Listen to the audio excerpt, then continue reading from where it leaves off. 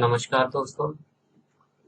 आज हम JKSSB की कंप्यूटर साइंस जो सेक्शन है उसकी सीरीज स्टार्ट करने जा रहे हैं, जिसमें हमारा आज का टॉपिक है सॉफ्टवेयर। आज का हमारा टॉपिक है सॉफ्टवेयर।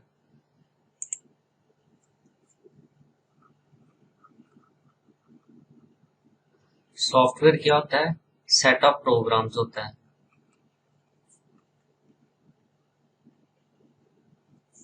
और प्रोग्राम क्या होता है? सेट ऑफ इंस्ट्रक्शन होता है। जैसे कि सपोज करो हम एक प्रोग्राम लिखने जा रहे हैं सी का प्रोग्राम है। ये हम एग्जाम्पल लेके जा रहे हैं ताकि अंडरस्टैंडिंग थोड़ी बेटर हो जाए।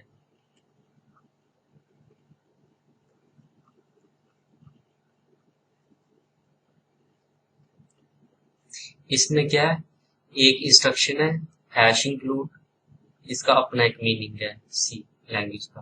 और ये सेकंड इंस्ट्रक्शन है, और ये थर्ड इंस्ट्रक्शन है, और ये फोर्थ इंस्ट्रक्शन है, और ये फिफ्थ इंस्ट्रक्शन है, और एक ये पूरा हो गया, प्रोग्राम हो गया। तो मतलब सेट ऑफ इंस्ट्रक्शन, जैसे यहाँ पे 5 इंस्ट्रक्शन है, सभी इंस्ट्रक्शन को हम मिला लें, मतलब सेट इनका बना लें, तो ये हो गया प्रोग्राम। ऐसे सॉफ्टवेयर में क्या होता है, बहुत सारे प्रोग्राम लिखे होते हैं, उनको हम कंबाइन करें तो उसको कहते हैं सॉफ्टवेयर। जैसे कि इसका अगर हम डायग्रामेटिकली समझाने की कोशिश करें तो इंस्ट्रक्शन आएगी पहले, और बाहर आएगा प्रोग्राम, और फिर उसका ऊपर का सेट होगा, ये बनेगा सॉफ्टवेयर। ठीक है, ये हो गया सॉफ्टवेयर। तो जैसे हम VLC प्लेयर चलाते हैं, MS वर्ड चलाते हैं, या एंटीवायरस हम चलाते हैं, और मेनली जो हमारा ऑपरेटिंग सिस्टम है जैसे window 7, window 10, window 8, Macintosh, Mac operating system है, और फिर लिनक्स है। तो ये सारे सॉफ्टवेयर हैं, इनके अंदर बहुत सारे प्रोग्राम लिखे होते हैं, और हर एक प्रोग्राम के अंदर बहुत सारी इंस्ट्रक्शन लिखी होती है। जैसे कि MS वर्ड को हम ले लें, उसके अंदर मतलब उसके अंदर फॉन्ट का साइज बड़ा करने का एक प्रोग्राम है। कैसे बड़ा होता है, उसके अंदर बहुत सारा कोड है, इस तरह से लिखा हुआ है। तो ये ऐसे बनता है सॉफ्टवेयर। सॉफ्टवेयर लिखने के लिए बहुत सारी लैंग्वेज होती है, जैसे कि सपोज कर लो C++, जावा, पाइथन। पाइथन तो आजकल काफी पॉपुलर है, और एंड्रॉयड के सॉफ्टवेयर में जावा भी यूज होती है। अब वेब सॉफ्टवेयर में कुछ वेबसाइट के सॉफ्टवेयर भी आते हैं, उसमें PHP जैसे हो गया, और भी बहुत सारी है। तो ये हमारा हो गया सॉफ्टवेयर। अब सॉफ्टवेयर में बहुत सारी टाइप्स होती हैं।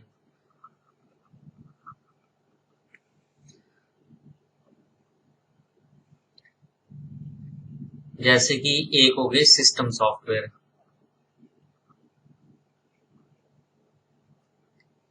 और दूसरी होगी एप्लीकेशन सॉफ्टवेयर, और तीसरा हो गया यूटिलिटी सॉफ्टवेयर।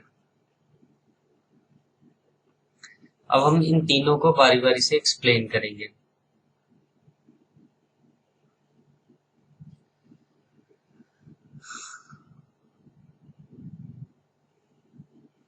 सबसे पहला है सिस्टम सॉफ्टवेयर।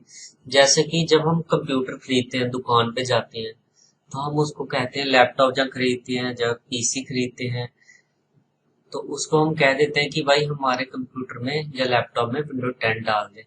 तो वो एक ऑपरेटिंग सिस्टम है। तो ऐसे जब हम कंप्यूटर खरीदते हैं, हम उसके पार्ट्स, मतलब जब कंप्यूटर का हार्डवेयर खरीदते हैं, मतलब कि लैपटॉप एक खाली खरीदा, फिर हम हो गए यूजर, हमने जिसने खरीदा, जिसने उसको चलाना है। ठीक है, और बीच में आता है ऑपरेटिंग सिस्टम। ऑपरेटिंग सिस्टम के सिस्टम सॉफ्टवेयर वो सॉफ्टवेयर होते हैं जिसके बिना कंप्यूटर चल ही नहीं सकता। मतलब कि अगर हम विंडो इंस्टॉल ना कराएं तो हम हार्डवेयर को चला ही नहीं सकते, और सॉफ्टवेयर भी नहीं चला सकते, क्योंकि सारा कुछ उसके थ्रू ही चलता है। तो सिस्टम सॉफ्टवेयर हो गए जो मैंडेटरी है, मतलब ये मैंडेटरी, इसके बिना कुछ नहीं चल सकता। तभी हमने देखा होगा कई बार हमारी विंडो करप्ट हो जाती है। जैसे विंडो 10 है, ऑपरेटिंग सिस्टम है, ये करप्ट हो जाता है तो हमारा कंप्यूटर ऑन कहाँ होता है। और हमारे एंड्रॉयड जैसे मोबाइल के लिए सिस्टम सॉफ्टवेयर है एंड्रॉयड। एंड्रॉयड जैसे हमारा कभी करप्ट हो जाता है, हमारे कोई फोन में कोई सॉफ्टवेयर करप्ट हो जाता है तो मोबाइल स्टार्ट ही नहीं हो पाता। तो ये हो गया सिस्टम सॉफ्टवेयर, जो मतलब सिस्टम को रन करने के लिए जरूरी है।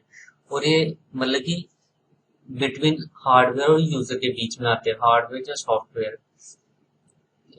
तो जैसे कि सपोज कर लो, आप ही हो यूजर, आपने दुकान से लैपटॉप लिया, यूज करना शुरू हो गए, आपने कोई बटन प्रेस किया तो वो कमांड जाएगी ऑपरेटिंग सिस्टम के पास। जैसे बटन कोई प्रेस किया, वो कमांड जाएगी ऑपरेटिंग सिस्टम के पास। ऑपरेटिंग सिस्टम को उसका मतलब पता होगा कि आपने कोई बटन प्रेस किया तो क्या करना है। सपोज कर लो आपने बटन प्रेस करके कमांड दी प्रिंट कोई पेज करना है, तो वो ऑपरेटिंग सिस्टम को पता होगा कि कैसे प्रिंट करना है। फिर ऑपरेटिंग सिस्टम उसका मतलब समझिएगा, उस बटन को प्रेस करने का क्या मतलब है। और फिर आगे प्रिंटर, हार्डवेयर जैसे प्रिंटर भी हो गया या कंप्यूटर, कुछ भी हो सकता है, तो वो प्रिंटर के पास जाएगा और पेज प्रिंट कर देगा। अब हमारा पेज प्रिंट, अब उल्टे तरीके से देखना क्योंकि वो डायरेक्शन में चलता है। तो सपोज कर लो, एक एग्जांपल ले लेते हैं, आपके पास स्कैनर है, ठीक है, आपने कुछ पेज स्कैन किया, वो पहले ऑपरेटिंग सिस्टम के पास जाएगा, उसका मतलब समझेगा कि स्कैन करके कि ये कमांड हम हार्डवेयर से हमने दिया बटन प्रेस करके स्कैन का, तो ऑपरेटिंग सिस्टम के पास रिक्वेस्ट जाएगी। ऑपरेटिंग सिस्टम क्या करेगा कि वो इमेज स्कैन करके वो हमें दिखा देगा, यूजर को डिस्प्ले कर देगा। तो ये होते हैं सिस्टम सॉफ्टवेयर कि जो हमारे सिस्टम को रन करने के लिए चाहिए, और ये मैंडेटरी है। अब आया हमारा एप्लीकेशन सॉफ्टवेयर, ये ऑप्शनल, ये हो भी सकते हैं नहीं भी हो सकते। क्यों? जो भी सॉफ्टवेयर हमें यूजर अपने मतलब जरूरत के हिसाब से, मतलब नीड के हिसाब से यूज करे, वो होते हैं ये एप्लीकेशन सॉफ्टवेयर। जैसे कि अकॉर्डिंग टू नीड जो हम इंस्टॉल करते हैं, वो होते हैं system software, application software sorry.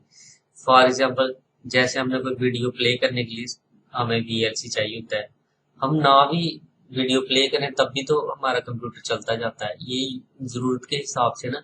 जैसे एमएस वर्ड है, अब कुछ लोग होते हैं जिनको एमएस वर्ड की टाइपिंग का काम होता ही नहीं है, नॉर्मल होता है, वो नोटपैड का यूज कर लेते हैं, तो इसके बिना भी काम चल सकता है। तो ये हो गए एप्लीकेशन सॉफ्टवेयर। और भी बहुत सारे होते हैं, ये ऑप्शनल है। फिर उसके बाद आई यूटिलिटी सॉफ्टवेयर।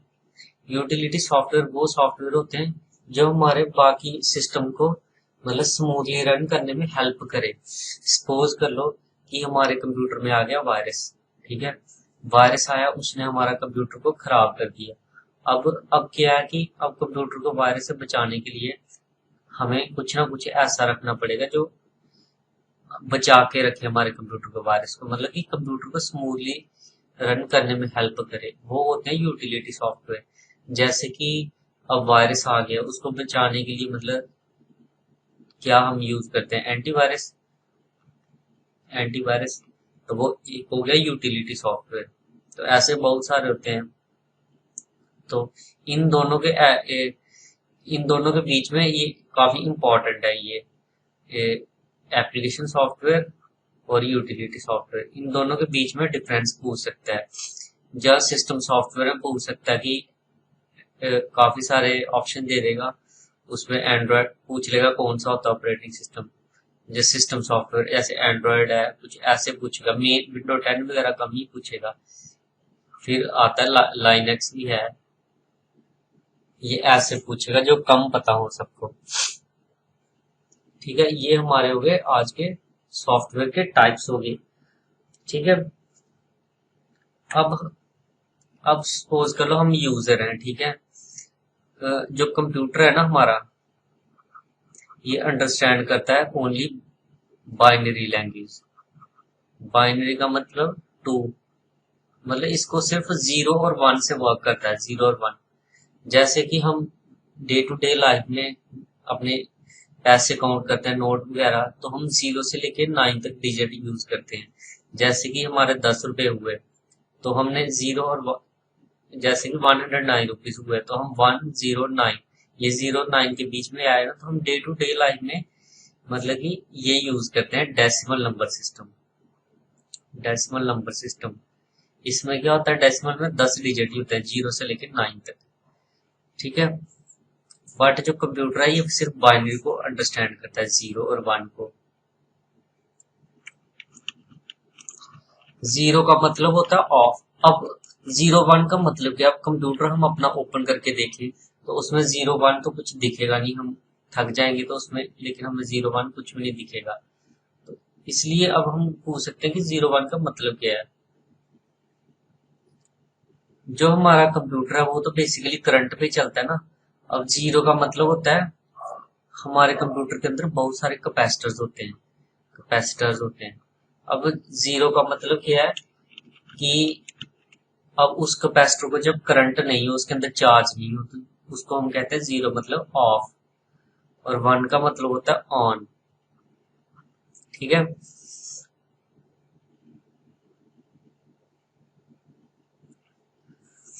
ये हो गया हमारा 0 और 1, कंप्यूटर बाइनरी लैंग्वेज को अंडरस्टैंड करता है। लेकिन हम अगर हमें कोई बड़ा सा सॉफ्टवेयर लिखना शुरू कर दें, अगर हम उसको बाइनरी में लिखना शुरू कर दें, मतलब 0 1 0 0 0 1 0 ऐसे ऐसे लाखों में हम लिख देंगे, लेकिन इसको कैसे हम मतलब इसका समझ पाएंगे, ये तो बहुत ज्यादा मुश्किल हो जाएगा लिखने में कोड। तो इसलिए क्या किया, जो कंप्यूटर का सॉफ्टवेयर बनाते थे उनको डेवलपर कहते हैं, उन्होंने क्या किया कि थोड़ा आसान करने के लिए कुछ ऐसे सॉफ्टवेयर बना दिए जो क्या करते थे कि लिखते कुछ और थे, वो ट्रांसलेट करके बाइनरी बना देते थे। उनमें से उनको कहते हैं लैंग्वेज ट्रांसलेटर। अब लैंग्वेज ट्रांसलेटर बहुत सारे टाइप के होते हैं, जैसे कि लैंग्वेज ट्रांसलेटर बहुत सारे टाइप्स के होते हैं। उनमें से फर्स्ट है, ये हो गए लैंग्वेज ट्रांसलेटर। उनमें से फर्स्ट है असेंबलर। असेंबलर क्या करता है, एक लैंग्वेज है कंप्यूटर की जो होती है असेंबली लैंग्वेज, इसको लो लेवल लैंग्वेज भी कहता है, low level language, assembly language. जैसे कि हम इंग्लिश में बात करते हैं, ऐसे कंप्यूटर की भी काफी सारी लैंग्वेज होती है। कंप्यूटर तो बेसिकली बाइनरी अंडरस्टैंड करता है, लेकिन डेवलपर जो होते हैं किसी और में लिखते हैं, वो असेंबली लैंग्वेज में यहाँ पे लिखते हैं। असेंबलर एक सॉफ्टवेयर है, ठीक है।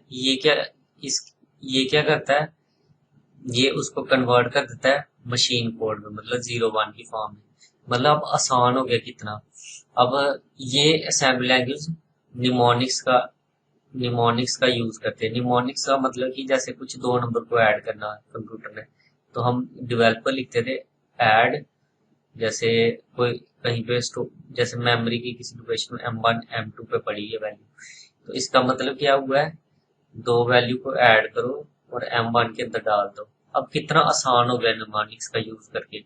अगर हमने बाइनरी में ऐड करना हो ऐसे ऐसे, तो कितना मुश्किल हो जाएगा ऐड कर पाना। तो इसलिए निमोनिक्स की हेल्प से ये असेंबली लैंग्वेज निमोनिक्स का यूज करती है, और ये लो लेवल लैंग्वेज होती है। तो असेंबलर एक ऐसा सॉफ्टवेयर है, प्रोग्राम है, जो असेंबली लैंग्वेज के कोड को मशीन लेवल लैंग्वेज के कोड में कन्वर्ट कर देता है, जो कि कंप्यूटर बाद में अंडरस्टैंड कर लेता है, ठीक है। फिर हमारा सेकंड ट्रांसलेटर हुआ कंपाइलर, ठीक है। कंपाइलर हो गया सेकंड। कंपाइलर क्या करता है, ये हाई लेवल लैंग्वेज को लो लेवल लैंग्वेज में करता है। पिछला जो असेंबलर था वो लो लेवल को मशीन में करता था, कंपाइलर क्या करता है, हाई लेवल लैंग्वेज को मशीन कोड में कन्वर्ट कर देता है, मतलब 0 की और 1 की फॉर्म में करता है। यहाँ पे आ गया असेंबलर, सॉरी असेंबलर नहीं आएगा, यहाँ पे आएगा कंपाइलर, ठीक है।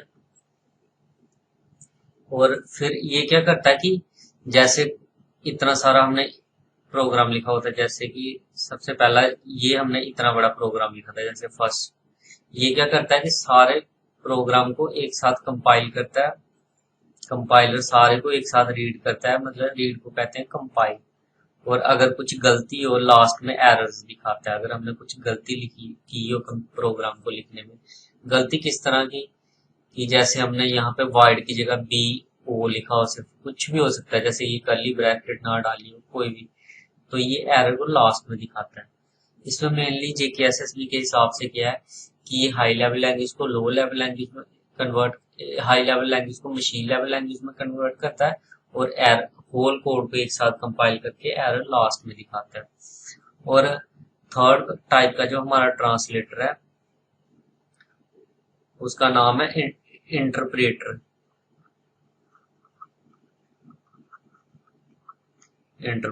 इंटरप्रेटर भी सेम करता है, ये हाई लेवल लैंग्वेज को, ये इंटरप्रेटर हो गया, ये मशीन कोड में कन्वर्ट कर देगा, मतलब 0 और 1 की फॉर्म में कन्वर्ट कर देगा। अब क्वेश्चन सबसे इंपॉर्टेंट आता है। हमने सेम बात पीछे हमने कही थी कंपाइलर में, और सेम ही बात यहाँ पे भी कह दी, तो दोनों में फर्क क्या होगा, क्यों अलग अलग बनाए। जो ये कंपाइलर था ये पूरे प्रोग्राम को जो हमने लिखा था इसको पूरे को एक साथ कंपाइल करता था और लास्ट में एरर दिखाता था। जो हमारा इंटरप्रेटर है ये क्या करता है कि पहले इसने इस लाइन को रीड करना है, फिर उसके बाद क्या करेगा, अगर इसमें एरर होगा तो दिखा देगा, रुक जाएगा वहीं पे। अगर नहीं एरर हुआ, सक्सेस रहा, फिर अगले को पढ़ेगा। मतलब इंटरप्रेटर क्या है, ये लाइन वाइज कोड को स्कैन करता है, और कंपाइलर होल प्रोग्राम को लाइन बाय स्कैन करके एरर शो करता है। ये हमारे हो गए थे सारे लैंग्वेज को ट्रांसलेट करने के मेथड्स। फर्स्ट था हमारा असेंबलर, फिर उसके बाद आया कंपाइलर, और थर्ड हमारा हो गया इंटरप्रेटर। अब हम कुछ एग्जाम में मोस्ट पॉपुलर लैंग्वेज जिनके बारे में क्वेश्चन पूछा जाता है उनकी डेफिनेशन पूछी जाती है, मतलब कि एब्रीवेशन, सॉरी डेफिनेशन ही एब्रीवेशन आएगा, उनकी एब्रीवेशन पूछी जाती है। एब्रीवेशन पूछी जाती है और उनका पर्पस पूछा जाता है कि किस काम के लिए आई है, बनाया था इसको। और इंटरप्रेटर वो यूज करती है ट्रांसलेशन मशीन लैंग्वेज में होने के लिए, या कंपाइलर यूज करती है। ठीक है, अब हम बारी बारी इनको पढ़ते जाएंगे। सबसे पहली है कोबोल, इसकी फुल फॉर्म है, ये बड़ी बार पूछा जाता है एग्जाम में, कॉमन बिजनेस ओरिएंटेड लैंग्वेज। ठीक है, तो ये किस जैसे कि इसका नाम है बिजनेस, नाम है बिजनेस आ रहा है, तो ये बिजनेस पर्पस के लिए यूज हुई थी, मतलब बिजनेस को मैनेज करने के लिए, फॉर बिजनेस मैनेजमेंट। और ये क्या यूज करती है, कंपाइलर, मतलब कि जब हम इसका कोड लिखते हैं कबोल लैंग्वेज में, तो वो एक साथ सॉफ्टवेयर रीड करता है और लास्ट में एरर दिखाता है, जिसको सॉफ्टवेयर को हम कहते हैं कंपाइलर। फिर उसके बाद सेकंड लैंग्वेज आती है फोर्ट्रैन। ठीक है, फोर्ट्रैन की फुल फॉर्म क्या है, फार्मूला ट्रांसलेशन।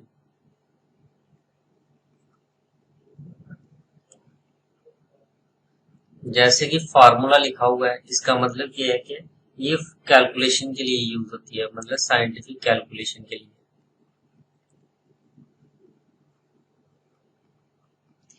ठीक है, और ये भी कंपाइलर का यूज करती है।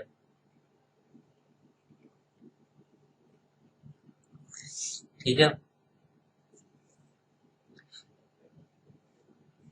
इसमें ज्यादातर ये पूछा जाता है किस पर्पस के लिए है, और इसकी एब्रीविएशन पूछी जाती है, मोस्ट इंपॉर्टेंट है।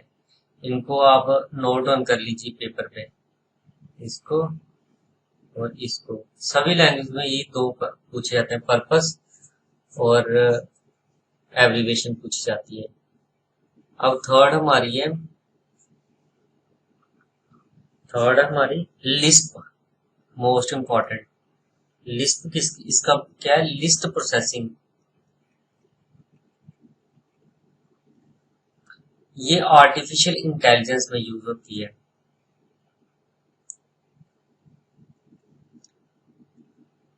Artificial intelligence use, artificial intelligence की जैसे कि रोबोट्स हैं जो मतलब कि खुद ब खुद काम करते हैं, जैसे रोबोट्स हो गए, मतलब कि इंटेलिजेंस आर्टिफिशियल कंप्यूटर के द्वारा उनमें इंटेलिजेंस डाली जाती है। तो उसमें लिस्प का काफी रोल रहता है, लिस्प काफी यूज होती है।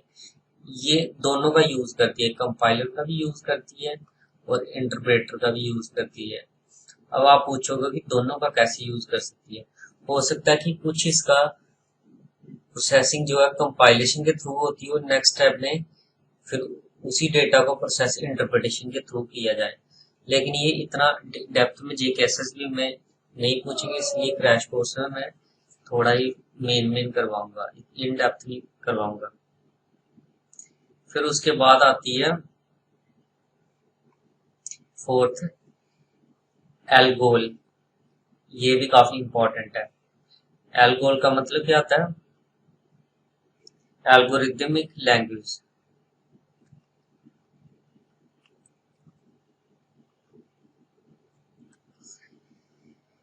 ये किसके लिए यूज होती है? ये भी साइंटिफिक पर्पस के लिए, साइंटिफिक पर्पस, साइंटिफिक जैसे मिसाइल वगैरह में भी यूज हो सकती है और ये कंपाइलर का यूज करती है। ये चारों लैंग्वेज थी जिनका क्वेश्चंस मेनली एग्जाम में आते हैं और इनमें से हो सकता है कोई क्वेश्चन एक इसमें से भी आ जाए जेकेएसएसबी में। तो ये हमारी थी लैंग्वेज जिनके बारे में हमने आज पढ़ा, जो मोस्ट इम्पोर्टेंट थी। ऐसे तो काफी सारी लैंग्वेज है, तो सबका करना जरूरी नहीं है, हमने मोस्ट इम्पोर्टेंट को ही कवर किया है। अब हमने सॉफ्टवेयर भी पढ़ लिया क्या होता है, ट्रांसलेटर भी पढ़ लिया और कॉमन लैंग्वेज का भी पढ़ लिया।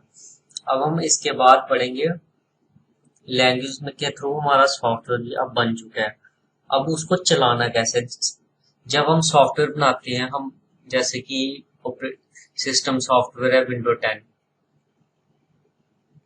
इसको इतना बड़ा सॉफ्टवेयर है कि इसको एक बंदा नहीं बना सकता।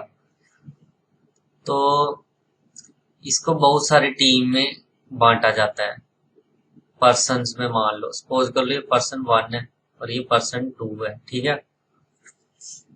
तो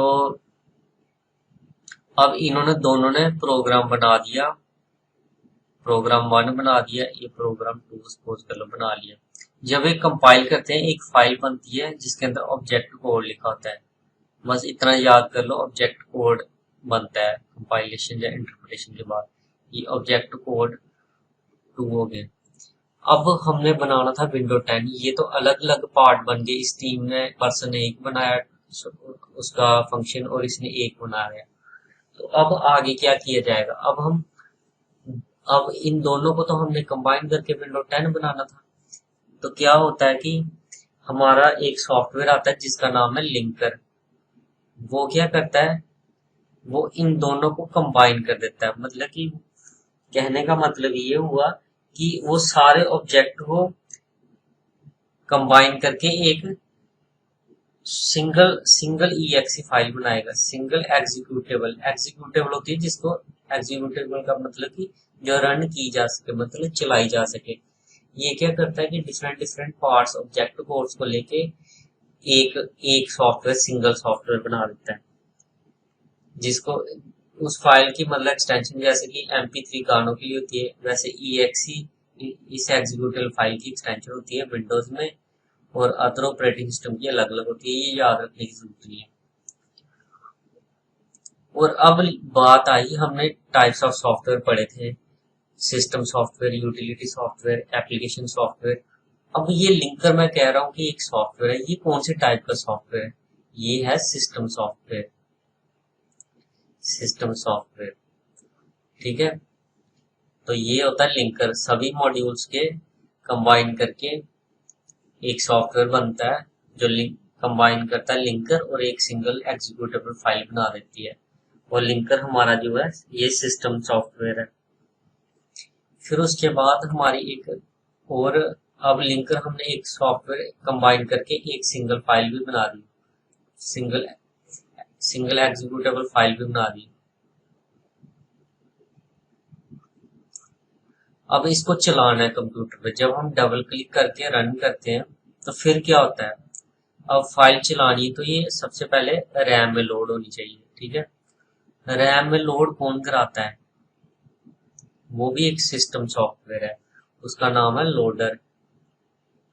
ठीक है, लोडर भी एक सिस्टम प्रोग्राम है, जैसे कि लिंकर था सिस्टम प्रोग्राम या सॉफ्ट।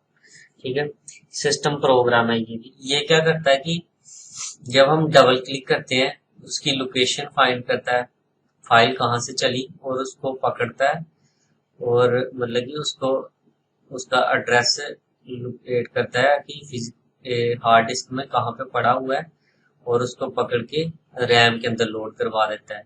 फिर आगे हमारा सॉफ्टवेयर जो है खुलता है, चलता है, रैम से सीपीयू में जाता है, फिर रन होता है हमारा सॉफ्टवेयर। तो जो एग्जीक्यूटेबल फाइल को लोड करवाता है, लोडिंग या री लोकेशन कराता है, मतलब कि एक जगह से दूसरी एड्रेस पे भी ट्रांसफर कर देता है, या लोडिंग करवाता है। मेनली इसमें लोडिंग आएगा, loading purpose, loading and relocation जो करवाता है वो होता है लोडर। ये भी काफी इंपॉर्टेंट है, लिंकर और लोडर काफी इंपॉर्टेंट है। तो ये था हमारा आज का सेशन, लेक्चर 1 कंप्यूटर का जेकेएसएसबी के लिए। आगे हम सेकंड लेक्चर में कोई नया टॉपिक या इसके एमसीक्यू डिस्कस करेंगे। तो थैंक यू, हमारा चैनल लाइक करें, सब्सक्राइब करें।